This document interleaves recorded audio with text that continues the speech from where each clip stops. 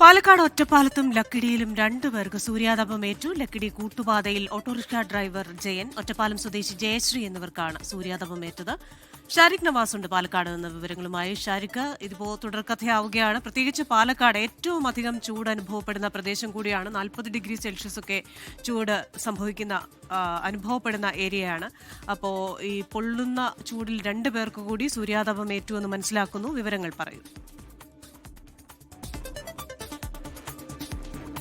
Christina, ഇന്ന് രാവിലെയോടെയാണ് ഈ രണ്ടു പേർക്കും, അതായത് ഒറ്റപ്പാലം ലക്കിടി സ്വദേശികൾക്ക് സൂര്യാതപമേറ്റത്. അതായത് ഒന്ന് ലക്കിടി കൂട്ടുപാതയിൽ ഓട്ടോറിക്ഷ തൊഴിലാളിയായ ജയനാണ് സൂര്യാതപമേറ്റത്. അദ്ദേഹത്തിന്റെ കഴുത്തിലൊക്കെ പൊള്ളലേറ്റിരുന്നു. അതുപോലെ തന്നെ ഒറ്റപ്പാലം സ്വദേശി ജയശ്രീക്കും ഇതുപോലെ പൊള്ളലേറ്റിരുന്നു. ഇവർ വാണിയംകുളത്ത് നിന്ന് തോട്ടക്കരയിലേക്കുള്ള യാത്രാമധ്യയിടെയാണ് ഇവർക്കും പൊള്ളലേറ്റത്. ഇത്തരത്തിൽ ഇവർ രണ്ടുപേരും സമീപത്തെ ആശുപത്രിയിൽ ചികിത്സ തേടിയിട്ടുണ്ട്. എന്നാലും കഴിഞ്ഞ ദിവസങ്ങളിലും സമാനമായ സംഭവങ്ങളുണ്ടായി. കഴിഞ്ഞ ദിവസം ഇതുപോലെ പാലക്കാട് ജില്ലയിലെ കൂട്ടുപാത അതുപോലെ തന്നെ മറ്റിടങ്ങളിലൊക്കെ ഇത്തരം ആളുകൾക്ക് തപമേറ്റുണ്ടായിരുന്നു. കാരണം ആരോഗ്യവകുപ്പ് കർശനമായ നിർദ്ദേശങ്ങൾ നൽകുന്നുണ്ട്. കാരണം ഈ പൊള്ളുന്ന വേനൽ ചൂടിൽ പുറത്തിറങ്ങുകയാണെങ്കിൽ ഒന്നില്ലെങ്കിൽ കുട, അല്ലെങ്കിൽ സൺസ്ക്രീന്, അല്ലെങ്കിൽ മറ്റ് തൊപ്പി എന്നിവ പോലെ ഉപയോഗിക്കണം. അല്ലെങ്കിൽ നിർജ്ജലീകരണം ഒഴിവാക്കിക്കൊണ്ട് വേണം തന്നെ പുറത്തിറങ്ങാൻ. കാരണം അമിതമായ വെള്ളം കുടിച്ചിട്ട് വേണം പുറത്തിറങ്ങാൻ. കാരണം ദാഹം തോന്നുന്നില്ലെങ്കിലും ഓരോ 20 മിനിറ്റ് ഇടവേളയിലും വെള്ളം കുടിക്കാനാണ് ആരോഗ്യ വകുപ്പ് നിർദ്ദേശം നൽകുന്നത്.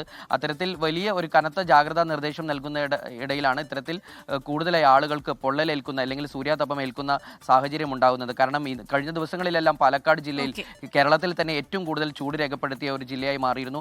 41.9 ഡിഗ്രി സെൽഷ്യസ് ചൂട് കഴിഞ്ഞ ദിവസങ്ങളിൽ രേഖപ്പെടുത്തിയിരുന്നു.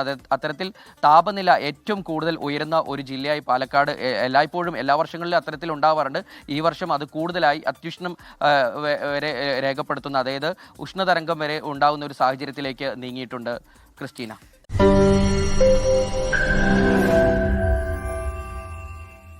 ലോകത്തെവിടെയായാലും ഏത് സമയത്തും 24 വാർത്തകളും ഓഗ്മെന്റഡ് റിയാലിറ്റി പാക്കേജുകളും എക്സ്പ്ലെയിനറുകളും വിശദമായി കാണാൻ ഞങ്ങളുടെ യൂട്യൂബ് ചാനൽ നിങ്ങൾക്ക് സബ്സ്ക്രൈബ് ചെയ്യാം.